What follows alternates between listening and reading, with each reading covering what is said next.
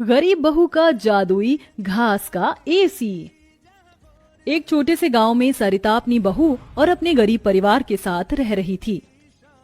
बेटा, आज हमें ये रात को सारा काम खत्म करना होगा, कल ये सारा ऑर्डर का सामान जाएगा। माँ, मैं तो कोशिश कर ही रहा था लेकिन घास ही खत्म हो गई। अब आप ही बताओ ना, मैं क्या करूँ? हमारे पास और कोई चारा नहीं है, हमें जंगल से और घास काट कर लानी होगी। इस समय जंगल में जाने का फायदा नहीं है, कभी भी कुछ भी हो सकता है। जंगली जानवर रात के समय ही बाहर निकलते हैं। अजय बिल्कुल सही कह रहा है बहू। अरे माँ जी, हम 2 लोग अगर जाएंगे तो कोई जानवर पास नहीं आएगा, और फिर इतनी जल्दी कोई जानवर हमला नहीं करता। हमें ये ऑर्डर कल देना है, आप ये भी तो सोचिए। लेकिन बहू। माँ जी, आप चिंता मत कीजिए, कुछ नहीं होगा। बस आप बच्चों के पास ही रहना और उनका ख्याल रखना। अगर ये ऑर्डर नहीं गया तो बच्चों के लिए हम गर्मी से बचने के लिए कूलर भी नहीं खरीद पाएंगे। सरिता की बहू भाविका और उसका बेटा, वो तीनों घास से पंखे कूलर बनाने का काम किया करते थे, इसलिए उन्हें घास की जरूरत पड़ती थी। वह आधी रात के समय जंगल में जाते हैं। भाविका, जरा से भी हलचल हुई तो मुझे बता देना, कभी भी कुछ भी हो सकता है। ठीक है जी, मैं आपको बता दूंगी। अजय और भाविका दोनों ही जंगल में घास काट रहे होते हैं, तब उन्हें झाड़ियों से आवाज आने लगती है। क्या तुमने भी वहां से कोई आवाज सुनी है? हाँ जी, मैंने भी सुनी है। मैंने तुम्हें कहा था ना, इस समय आना ठीक नहीं है। चलो देखते हैं उधर क्या है।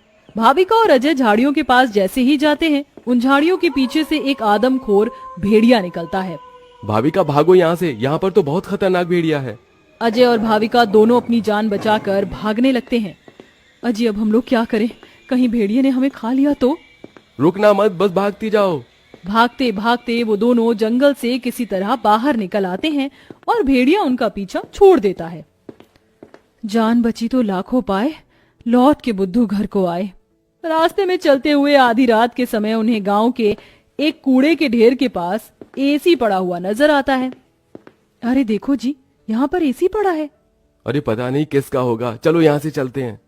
मुझे लगता है किसी ने ऐसे ही डाल दिया होगा। मैं तो कहती हूँ इसे लेकर चलते हैं।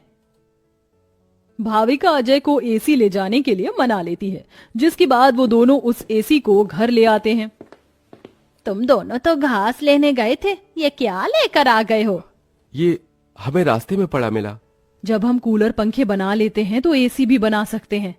इस खराब एसी को छोड़ो और ये बताओ, क्या तुम घास लेकर आई हो?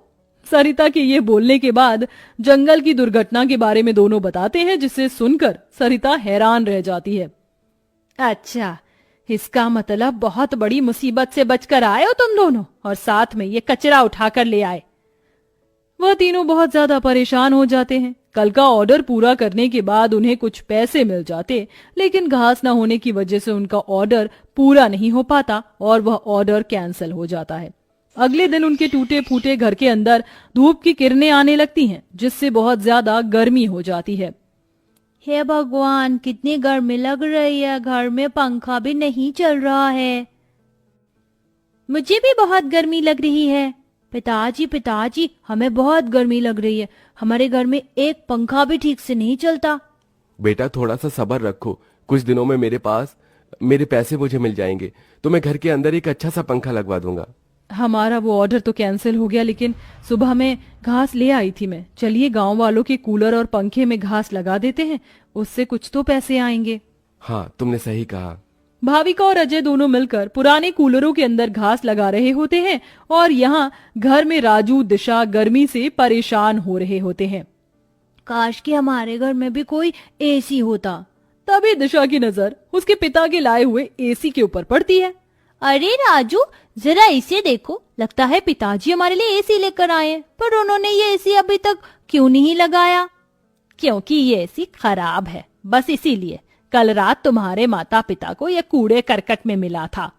ये सुनने के बाद राजू इस बात से तो खुश होता है कि उसके पिताजी पुराना ही सही, कम से कम एक एसी तो घर पर लेकर आए। कुछ देर बाद वह अपने दोस्तों के पास खेलने चला जाता है। ढोलू ढोलू, कहाँ हो तुम? चलो खेलते हैं।